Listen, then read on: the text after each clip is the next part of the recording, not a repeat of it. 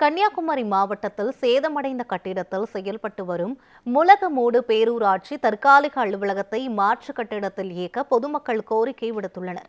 இதுகுறித்து நமது செய்தியாளர் ரமேஷ்குமார் அளித்த கள தகவலை தற்போது பார்க்கலாம்.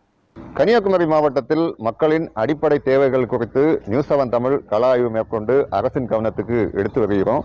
அந்த வகையில் இன்றைய தினம் முலகுமூடு பகுதியில் முலகுமூடு பேரூராட்சி கட்டிடம் குறித்து தான் பார்க்க போகிறோம். நம்ம நேரடியாகவே பார்க்கலாம். முலகுமூடு பேரூராட்சிக்கு புதிய கட்டிடம் கட்ட 1,15,00,000 ரூபாய் ஒதுக்கீடு செய்யப்பட்டு தற்பொழுது அந்த கட்டுமான பணிகள் என்பது துவங்கப்பட்டிருக்கின்றன ஒருபுறம். ஆனால் மறுபுறம் தற்பொழுது அந்த பேரூராட்சி என்பது ஒரு பாதுகாப்பற்ற ஒரு கட்டிடத்தில் இயங்கி வருவதாக தற்பொழுது பொதுமக்கள் ஒரு குற்றச்சாட்டை முன்வைக்கின்றனர். அந்த காட்சியை தான் பார்த்து கொண்டிருக்கிறோம்.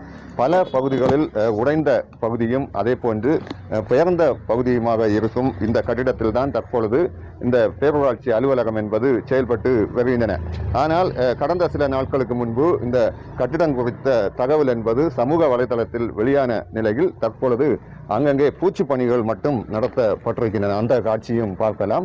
திடீரென இரவோடு இரவாக இங்கு அந்த பூச்சி பணி என்பது நடத்தப்பட்டு தற்பொழுது அது ஒரு புனரமைக்கப்பட்டிருக்கிறது.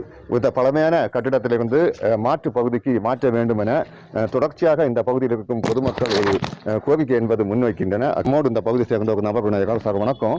எவ்வளவு நாட்களாக இந்த கட்டிடத்தில் என்பது அலுவலகம் செயல்பட்டிருக்கு, ஏன் பாதுகாப்பு இல்லை அப்படின்னு சொல்றீங்க சார்? இது சுமார் 20 நாட்களாக தான் இந்த கட்டடம் இதை இயங்கிட்டு இருக்குது. அதுக்கு முன்னாடி மழைக்காலம் வந்த பிறகு இதை கட்டடத்தை உடைச்சிட்டாங்க. இதுக்கு பக்கத்துலேயே தான் ஒரு குளம் இருக்கிறது. இங்கே நிலத்தடி ஈரப்பதம் ரொம்ப அதிகம். இதில் இருக்கிற போட்ட இதுவும் ஏற்கனவே சுமார் 15 வருடங்களுக்கு முன்பாக கட்டப்பட்ட 15-20 வருடங்களுக்கு முன்பாக கட்டப்பட்ட இந்த சிறிய கட்டடத்தில் இயங்கிட்டு வருது. வடகிழக்கு பருவமழை காலத்தில் பேரிடர் மேலாண்மை குழுக்கள் வந்தால் கூட அவங்க மீட்பு பணி உபகரணங்களை எல்லாமே கொண்டு வருவாங்க. அவங்க தங்க வைக்கிறவங்க உள்ளாட்சி அமைப்பு அலுவலகங்களை தான் தங்க வைப்பாங்க. அதுதான் நடைமுறை. அப்படி இருக்கும்போது இங்கே பாதுகாப்பற்ற நிலையில் இருக்குது. எந்த ஒரு இடவசதியும் கிடையாது. குறிப்பாக மக்களுக்கு பயன்படும் மக்கள் வந்து செல்லுவதற்கு ஒருவேளை திடீரென்று ஒரு பில்லர் புதைந்து விட்டால் கட்டடம் இடிபாடுகளுக்குள் சிக்கி பொதுமக்கள் உயிரிழக்க நேரிடும். இதை தடுப்பதற்காகத்தான் பக்கத்தில் உள்ள கட்டடத்திலோ அல்லது பேரூராட்சிக்கு சொந்தமான சமூக நலக்கூடம் இருக்கிறது, வேறு கடைகளும் இருக்கிறது, அங்கேயாவது மாற்றலாம் தற்காலிகமாக.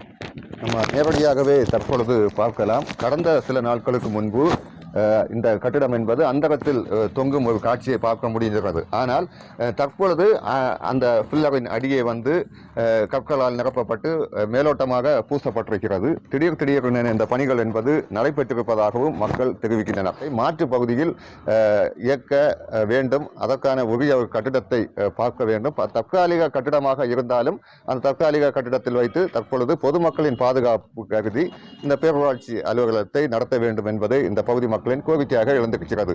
நியூஸ் 7 தமிழுக்காக கன்னியாகுமரி மாவட்டத்திலிருந்து ரமேஷ்குமார்.